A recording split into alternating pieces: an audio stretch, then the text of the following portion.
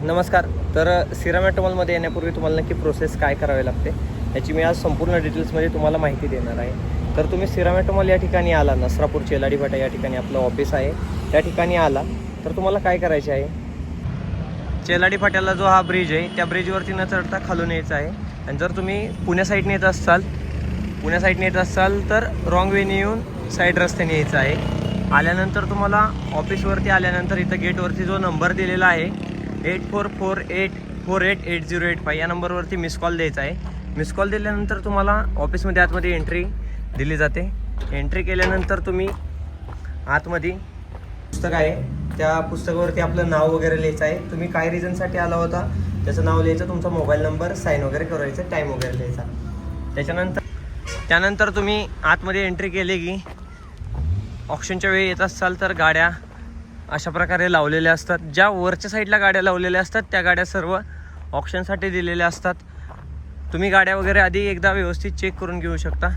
नंतर आल्यानंतर आपल्या इकडे ऑफिस आहे.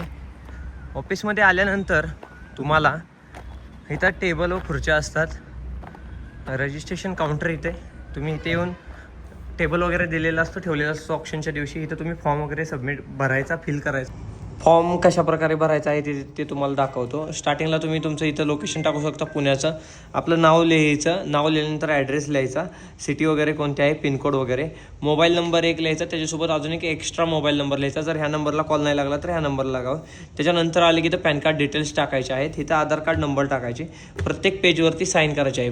पहिल्या पेजवरती 2 साईन आहेत आणि पाठपुट पेजवरती प्रत्येक पेजवरती लास्टला साईन करायचे आहे. टोटल 5 साईन आहेत. 5 सह्या केल्या, ह्याच्या पाठीमागे आधार कार्ड पॅन कार्डची झेरॉक्स जोडायची. 20,120 रुपये कॅश ऑफिसमध्ये जमा करायची. व्यवहार झाला नाही तर तुमचे 20,000 रुपये रिटर्न मिळतात, 120 रुपये कट होतात. तर त्यानंतर आपलं इथं रजिस्ट्रेशन ऑफिस आहे. रजिस्ट्रेशन ऑफिसमध्ये जाऊन तिथं तुम्ही 20,120 रुपये कॅश, आधार कार्ड पॅन कार्डची झेरॉक्स घेऊन यायची आहे. इथं तुम्ही पे करायचे. जर तुम्ही ऑप्शनमधून गाडी नाही घेतली तर तुमचे पैसे तुम्हाला इथंच जे पुस्तक दिलेलं असतं ते माघार दिल्यानंतर रिटर्न मिळतात. गेलं की तुम्ही इथं गाड्या बघू शकता. इथं आपल्या सगळ्या गाड्या वरती ज्या गाड्या लावलेल्या असतात ह्या गाड्या संपूर्ण ऑप्शनला देण्यासाठी गाड्या असतात. ह्याच्यावरती लॉट स्टिकर दिलेले असतात. तेच तुमच्या हातामध्ये जे पुस्तक दिलेलं असतं त्याच्यामध्ये ह्या गाड्यांची माहिती दिलेली असते. कधीची गाडी आहे, कधीचं मॉडेल आहे याची संपूर्ण डिटेल्स याच्यामध्ये दिलेली असते. त्याच्यानंतर तुम्ही इथून पुढं आला की तुम्हाला इथं हे शेड दिसेल. ह्या शेडमध्ये काय होतं तर इथं प्रत्येक गाडी आपल्या समोर येते, आणली जाते. तुम्हाला दाखवतो कुठं गाडी आणली जाते, तुम्हाला कुठं बसायची असते.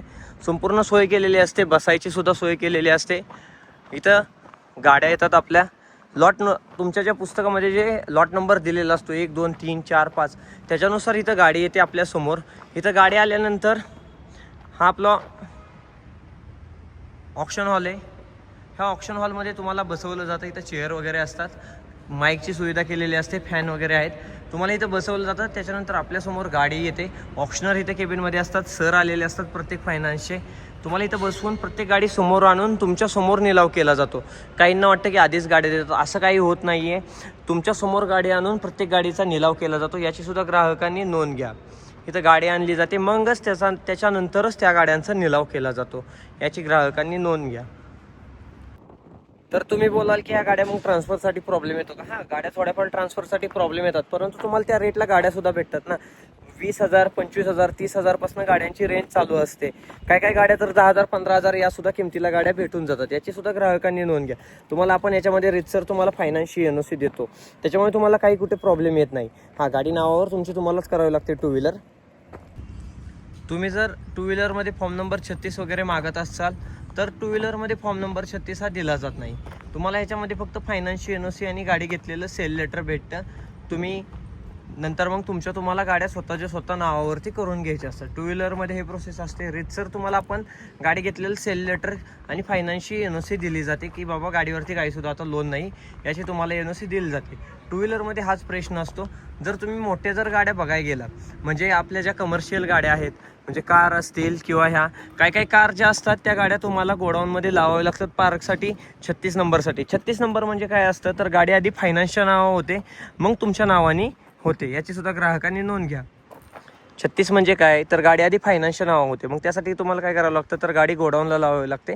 गाडी गोडाऊनला लावल्यानंतर 1 महिना 2 महिना 3 महिना पिरियड असतो. त्या पिरियडचे जे काय पार्किंग असेल पर डेने ठरलेलं ते तुम्हाला पेड करायचं असतं. आणि मग नंतर गाडी आधी फायनान्सच्या नावाने होते, मग तुमच्या नावाने गाडी होते. तुम्ही म्हणसाल मग पेपर क्लिअर गाड्या असतात का नसतात? पेपर क्लिअर सुद्धा गाड्या अवेलेबल असतात. आता हा दोस्त असेल, हा सुद्धा पेपर क्लिअर आहे. 2023ची गाडी पेपर क्लिअर गाडी आहे, पासिंग इन्शुरन्स भरलेली गाडी आहे, त्याच्यामुळे काही प्रॉब्लेम नाही. हा सुद्धा दोस्त आहे बडा दोस्त, ह्याचे सुद्धा पेपर क्लिअर आहेत. ह्या दोस्तचे सुद्धा पेपर क्लिअर आहेत. अशा गाड्या असतात. आता हे जर बघायला गेले तर तुम्ही ह्या गाडीमध्ये तुम्हाला आपण फक्त फायनान्शियल एनओसी देणार आहे. ही गाडी सुप्रोची गाडी बघते, याच्यामध्ये तुम्हाला डायरेक्ट ही गाडी ट्रान्सफर करून म्हणला तरी आपण ट्रान्सफर करून सुद्धा देऊ. आता ह्या ज्या गाड्यांमध्ये ह्या ज्या योद्धा आहेत, कॅश व्हॅन आहे, कॅश व्हॅनमध्ये आपण तुम्हाला काय करणार आहे तर फक्त फॉर्म नंबर 36 देणार आहे. ह्यासाठी तुम्हाला गाडी गोडाऊनला लावायची नाही आहे. तुम्हाला डायरेक्टली फॉर्म नंबर 36 पाहिजे असेल तर 36 नंबर सुद्धा भेटून जाईल. परंतु काही गाड्या असतात म्हणजे ज्या कमर्शियल मोठ्या गाड्या असतात त्या गाड्या तुम्हाला गोडाऊनलाच लावाव्या लागतात फॉर्म नंबर 36साठी. आपल्याकडे सर्व प्रकारच्या गाड्या अवेलेबल असतात, म्हणजे टेम्पो ट्रॅव्हलर असेल, मार्क पोलो बस असेल, आयशर असतील किंवा 10 टायर टिप्पर हायवा वगैरे असतील, त्यासुद्धा गाड्या आपल्याकडं अवेलेबल आहेत. आणि जरी तुम्हाला अधिक माहितीसाठी जर माहिती जाणून घ्यायची असेल तर आपला इंस्टाला द कार युनिवर्स म्हणून चॅनल आहे, त्याच्यावरती आपण आपले व्हॉट्सअप नंबर वगैरे दिलेले आहेत. तुम्ही त्याच्यावरून आपल्याला कॉन्टॅक्ट करू शकता.